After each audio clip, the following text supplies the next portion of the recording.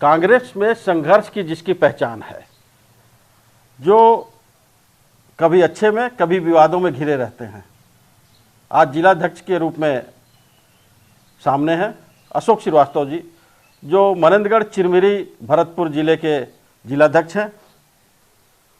आज उनसे कुछ सवाल, कुछ खट्टे मीठे सवाल करेंगे। कैसा चल रहा चुनाव प्रचार आपका अशोक जी? चुनाव प्रचार अपने पूरे सबाब पर है और हमारे पूरे कार्यकर्ता जी जान से लगे हुए हैं। बहुत अच्छा चुनाव प्रचार क्षेत्र में सभी जगह चल रहा है। क्या कोरबा लोकसभा सीट आप बचाने जा रहे हैं? निश्चित तौर पे ही कोरबा लोकसभा सीट के साथ साथ बहुत सारी सीट छत्तीसगढ़ में कांग्रेस पार्टी जीतने जा रही है। बहुत सारी, लेकिन रिपोर्ट तो कुछ और आ रही है कि कांग्रेस की जो 2 सीटें रहीं वो भी उसमें से भी एक सीट जा सकती है। मीडिया मैनेजमेंट है, मीडिया के लोग बता रहे हैं, लेकिन हकीकत कुछ और है। छत्तीसगढ़ में कांग्रेस 7 से 8 सीट जीतने जा रही है। कौन कौन सी सीट है, कुछ बताएंगे क्या? बिल्कुल, भूपेश बघेल जी की सीट है, बीरेश ठाकुर जी की सीट है, कवासी लखमा जी जीत रहे हैं, शिव डहरिया जी जीत रहे हैं, कोरबा हम जीते ही रहे हैं, देवेंद्र यादव जी की सीट निकल रही है, सरगुजा हम जीत रहे हैं, और भी सीटें आ सकती हैं। आप बोल रहे हैं कि कांग्रेस जीतने जा रही है, लेकिन लोगों का ये आकलन है कि कांग्रेस प्रचार में काफ़ी पिछड़ रही है भाजपा से। नहीं, भाजपा के पास आज के डेट में पैसा बहुत ज़्यादा है, वो पैसे की शोबाजी कर रहे हैं, लेकिन जनता उनके साथ पे नहीं है। जनता पूरा समझ चुकी है इनके चाल चरित्र को, और जनता कांग्रेस के साथ है। इसलिए कांग्रेस का जो प्रचार है वो अंदरूनी प्रचार चल रहा है, और इन लोग का प्रचार दिख रहा है कि ये बड़े बड़े इनके स्टार प्रचारक आ रहे हैं, ये हेलीकॉप्टर उतार रहे हैं, गली गली में घूम रहे हैं। अगर इनकी स्थिति ठीक होती तो नरेंद्र मोदी जी को और अमित शाह जी को 10 से 12 सभाएं छत्तीसगढ़ में नहीं करनी पड़ती। कोरबा लोकसभा की मैं बात करूं तो यहाँ तो भाजपा के कई स्टार प्रचारक आ चुके हैं, जबकि कांग्रेस की ओर से खाली महंत जी मोर्चा संभाले हैं। महंत जी के साथ पूरे कोरबा लोकसभा की जनता है। आप इसी बात से अंदाज लगा लीजिए कि एक महंत जी पूरे इनके स्टार प्रचारकों के ऊपर भारी हैं। ये आप धार्मिक विचारधारा वाले हैं, लेकिन बाबा बागेश्वर से आपकी क्या नाराजगी हो गई? नहीं, बाबा से मेरी कोई नाराजगी नहीं है। बाबा जी के प्रवचन, बाबा जी स्वयं हमारे लिए अनुकरणीय है, लेकिन जिस तरीके से भारतीय जनता पार्टी बाबा जी का राजनीतिकरण कर रही है, हम उसका विरोध करते हैं। और बाबा जी से भी मैं अभी एक पत्र भी लिखा हूँ, उनको मेल किया हूँ कि बाबा जी जब चिरमिरी पे आए तो उन्होंने कहा कि मैं जलपान नहीं किया, पहले मतदान किया। इस बात को सिद्ध करती है कि बाबा जी का जो है लोकतंत्र पे बहुत गहरी आस्था है। तो मैंने बाबा जी को इसी बात को लेकर एक पत्र लिखा है कि आप स्वयं जो है, आपको अंधेरे में रख के ये कार्यक्रम यहाँ पे भारतीय जनता पार्टी ने कराया और आपके कार्यक्रम में पूरा अपना प्रचार प्रसार किया। इसलिए आप चुनाव आयोग को एक पत्र लिखें, यदि आपकी लोकतंत्र पे आस्था है तो, अपनी ओर से, कि सारे खर्चे को यहाँ से कोरबा लोकसभा की प्रत्याशी सरोज पांडे के व्यय में जोड़ा जाए। ये मैंने निवेदन किया है बाबा जी से। आपके द्वारा पत्र लिखा गया उनका कार्यक्रम रद्द करने के लिए चुनाव आयोग या कलेक्टर या किसी को, क्या यह उचित रहा? ये उचित रहा या अनुचित रहा, अब इसका डिसीजन मैं नहीं बता सकता, लेकिन मेरे ही पत्र पे सरोज पांडे को नोटिस जारी हुई आचार संहिता उल्लंघन की। इसलिए मैं दावे के साथ कह सकता हूं कि मैंने जो पत्र लिखा वो बिल्कुल सत्य था, क्योंकि मेरे पत्र की पुष्टि प्रशासन ने ही कर दी। आपको डर नहीं लगा कि जो दूसरे आपके विपक्षी हैं, प्रमुख विपक्षी हैं, आपको सनातन विरोधी भी बना सकते हैं? सनातन किसी की बपौती नहीं है। मेरे से ज्यादा धार्मिक भारतीय जनता पार्टी का कोई आदमी होगा तो बता दे। भारतीय जनता पार्टी के जितने कार्यकर्ता वहां पर उपस्थित थे, मैं उनको चैलेंज करता हूं कि बिना पुस्तक के अगर वो हनुमान चालीसा पढ़ के बता दें मुझे। चलिए ठीक है। वहाँ कार्यक्रम जैसे आपके अनुसार, वो तो कोई एक बाबा बागेश्वर की कोई समिति बनी रही जैसा दूसरा बोलते हैं, लेकिन भाजपाई लोग भी मंच पे रहे, तो आपके कांग्रेसी भी काफी वहाँ सेवा सत्कार में लगे रहे, बड़े बड़े लोग। कांग्रेसी लोग कभी कभी भ्रम में पड़ जाते हैं, और जिन लोगों की आस्था बाबा के साथ है उन लोग नहीं जाने कि यहाँ पे इस टाइप का प्रचार प्रसार होगा। अनजाने में वो लोग चले गए थे। ये अनजाने में रहा कि कुछ जानबूझ के रहा? नहीं, वो जिस प्रकार से भाई बाबा जी आ रहे हैं तो ये था कि धार्मिक आयोजन है, लेकिन जब वो लोग वहां पर गए और देखे कि यहाँ पे किस तरीके से भारतीय जनता पार्टी अपना प्रचार प्रसार कर रही है, उनके प्रचार वैन वहां पे लगे थे, और मंच से तो बाबा जी ने यहाँ तक कहा कि इस कार्यक्रम का आयोजन करने वाली सरोज पांडे जी मंच पे आ जाएं, क्योंकि उनका पैसा खर्चा हुआ है। तो इससे क्या सिद्ध होता है? ये तो पूरा भारतीय जनता पार्टी, और मुझे तो यहाँ तक ज्ञात हुआ है कि यहाँ से यह आयोजन जो है केंद्र सरकार कर रही है सभी जगह। अब देखिए, इसमें बात यहाँ पर यह है, पूरे देश में भारतीय जनता पार्टी के खिलाफ हवा बह रही है। अब भारतीय जनता पार्टी सिर्फ अब जो है बाबा बैरागी लोग के भरोसे रह गई है। उनको अपने 10 साल के काम की कोई उपलब्धि नहीं है जिसको बता के वो वोट मांग सकें। तो वो धार्मिक आधार पे वोटों का ध्रुवीकरण करके चुनाव जीतना चाहते हैं, जो उनका मेन मकसद है। इसलिए मैंने लिखा कि चूंकि ये कार्यक्रम का राजनीतिकरण होगा, इसलिए इस कार्यक्रम, बाबा के कार्यक्रम को अभी रद्द किया जाए।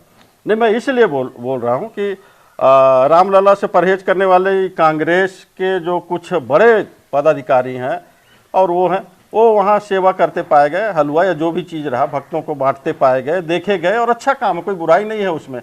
कहीं ऐसा तो नहीं कि उनका भी मन पलट रहा है, आने वाले टाइम पे वो खेमा बदल लें? नहीं, जहाँ तक धर्म की बात है तो धर्म के प्रति तो लोगों की आस्था है, और बाबा को भी बहुत लोग देखते सुनते हैं, यूट्यूब में उनके चमत्कार देखते हैं, तो लोग उनसे बंधे हुए हैं। तो बाबा जी की वजह से ही गए, बाकी कोई बात नहीं है।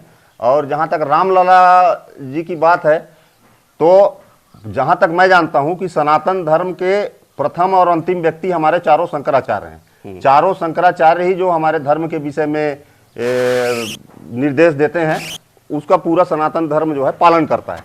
जब हमारे शंकराचार्य जी ही उसका विरोध कर दिए तो बाकी किसी को बोलने की बात ही नहीं है। हमारे चारों शंकराचार्य में से एक भी शंकराचार्य मंदिर के रामलला के उद्घाटन पे नहीं गए, तो बाकी लोग के ऊपर तो प्रश्न चिन्ह करना, प्रश्न लगाना ही नहीं चाहिए कि कौन गया कौन नहीं गया।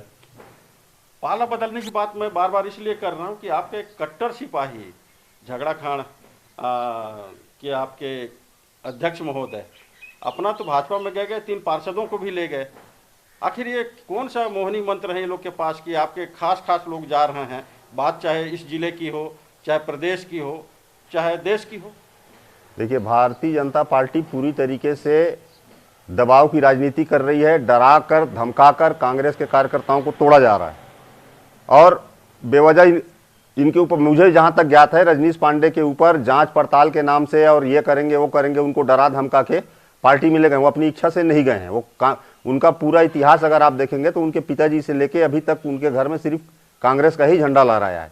लेकिन उनके ऊपर इतना ज़्यादा दबाव बनाया गया, मानसिक रूप से उनको इतना प्रताड़ित किया गया कि वो मजबूरी में गए हैं। तो क्या आने वाले टाइम पे उनके वापसी की कोई संभावना?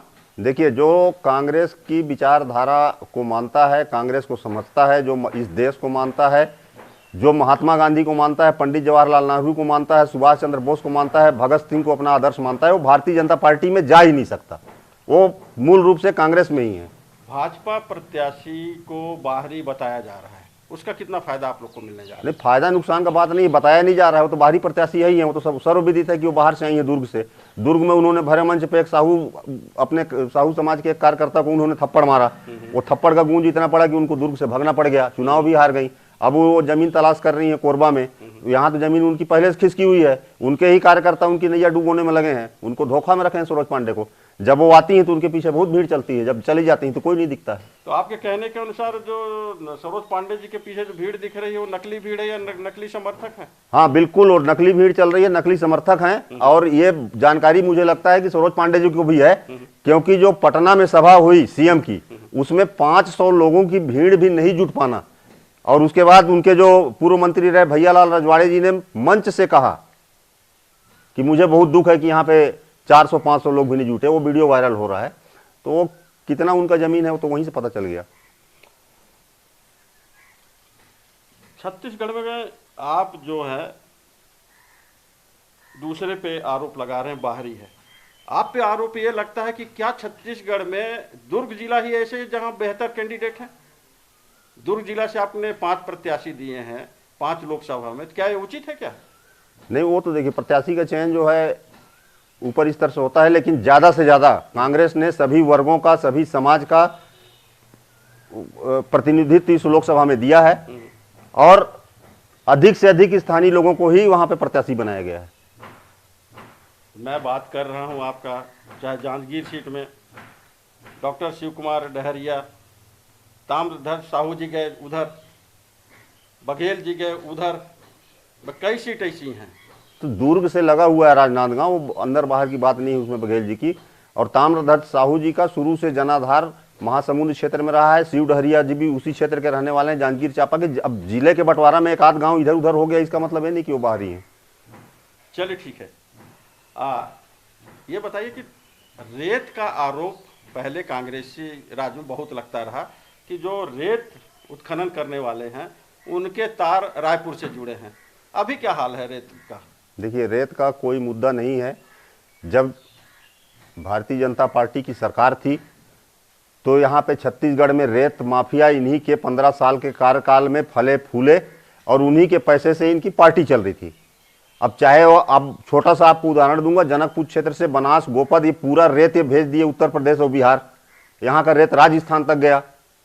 तो माफियाओं को तो इन्होंने पनपाया। 5 साल में हमारी कांग्रेस सरकार ने उन माफियाओं को जो भाजपा समर्थित थे उनके ऊपर धीरे धीरे लगाम कसना चालू किया था। तो इनके अंदर जो है छटपटाहट हो रही थी, तो उसको लेके हल्ला कर रहे थे।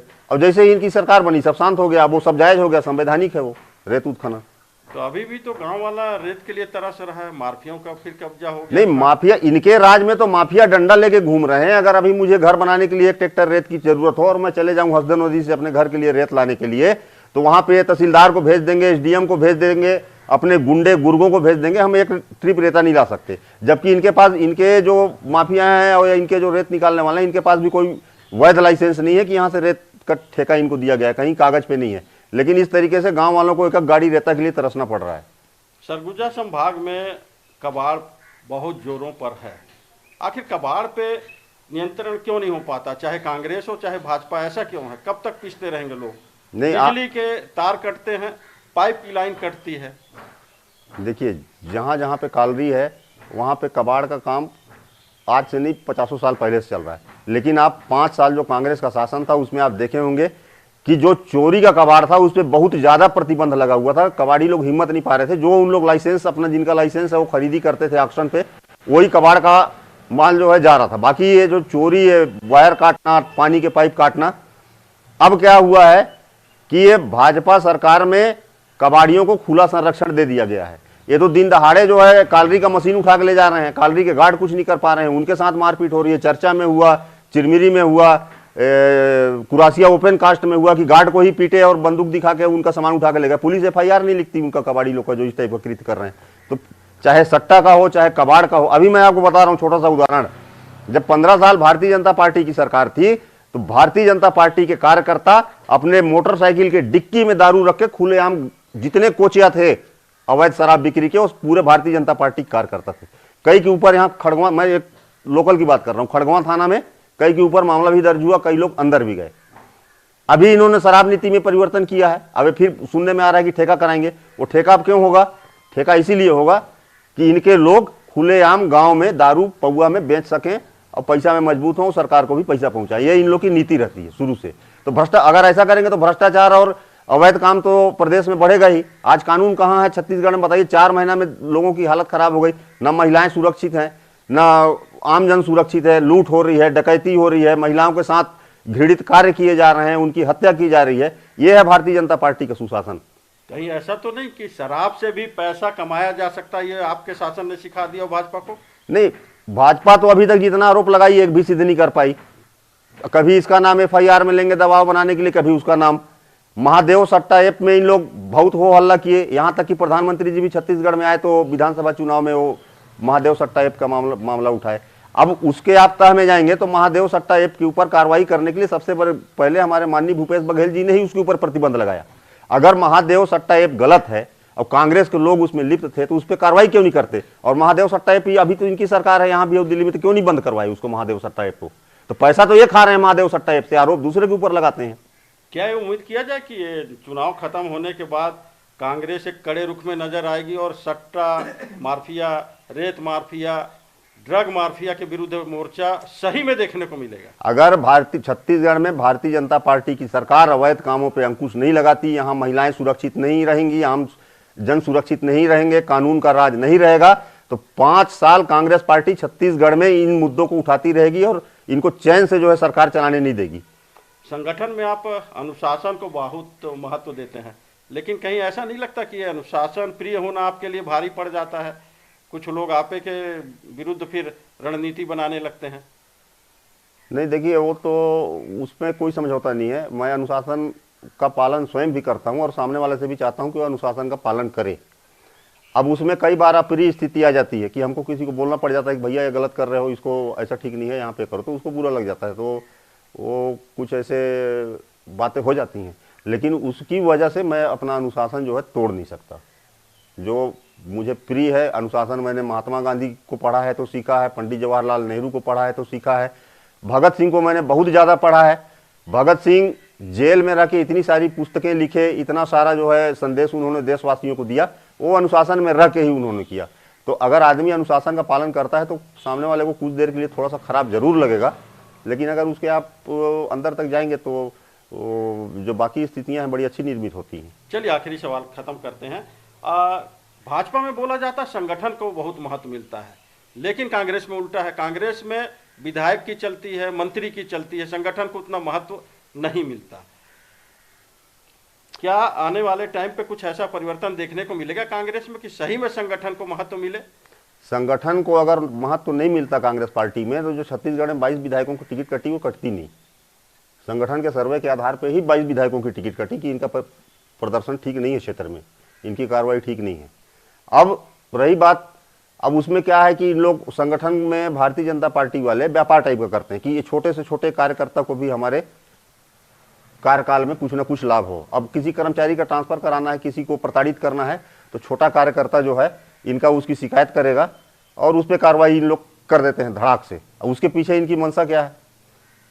कर्मचारी प्रताड़ित हो रहा है, सही या गलत है, उसका परीक्षण नहीं होता, जिससे इनकी नहीं पटती उसके खिलाफ इन लोग लामबंदी करते हैं, इनका संगठन लामबंदी करता है। तो अब उस बात को लेकर बोला जाता है, लेकिन ऐसा नहीं है। कांग्रेस जो है कैडर बेस्ड पार्टी शुरू से रही है और इंदिरा जी ने इसको बहुत मजबूती दी थी। आने वाले टाइम में इसको राहुल जी और प्रियंका जी मिल के इस परंपरा को आगे बढ़ा रहे हैं और आप देखेंगे कि साल 2 साल 3 साल में धीरे धीरे आपको बहुत सारी चीज़ें कांग्रेस में बदलती हुई नजर आएंगी और कांग्रेस कैडर बेस्ड पार्टी रही है, आगे भी रहेगी। मतलब आज ये स्पष्ट हो गया, आप बोले कि कांग्रेस में संगठन को महत्व मिल रहा है, 22 लोगों की टिकट कटी, तो ये मान लिया जाए कि जो यहाँ के क्षेत्रीय विधायक रहे डॉक्टर विनय जायसवाल, उनके टिकट के कटने में आपका बहुत महत्वपूर्ण रोल रहा, क्योंकि आप जिलाध्यक्ष रहे? नहीं जी, पैनल मुझसे मांगा गया था, मैंने पैनल दिया था 3 लोगों का। अब 3 लोगों में से एक जन को पसंद करना था, तो विनय जायसवाल को छोड़ के बाकी दूसरे लोगों को पसंद किया गया। तो पैनल तो जिलाध्यक्ष जो पैनल संगठन ने दिया था उसी पैनल में से प्रत्याशी तय हुए। तो ये थे अशोक श्रीवास्तव जी, जो अपने तीखे और स्पष्ट वादिता के लिए कांग्रेस में एक अलग स्थान बना चुके हैं। धन्यवाद आपको।